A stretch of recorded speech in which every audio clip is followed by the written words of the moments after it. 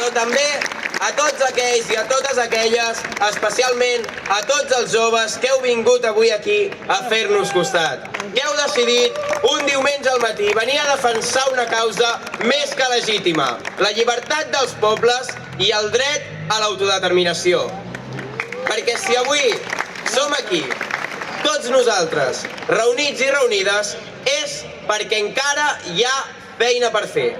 De fet, companys i companyes, el mateix motiu que ens uneix denota l'opressió a la qual els catalans estem sotmesos mentre seguim dins Espanya. Encara avui, 8 anys després del que vam viure l'1 d'octubre del 2017, portem gravades a la memòria aquelles imatges, aquells crits, aquelles urnes que simbolitzaven no una altra cosa que la dignitat del poble català.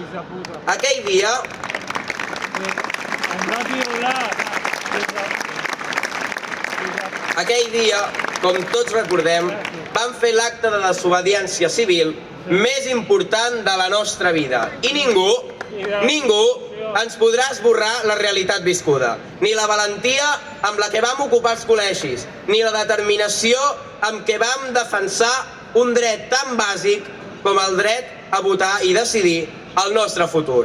Mentre l'estat espanyol ens mostrava la seva veritable cara, la violència i la repressió.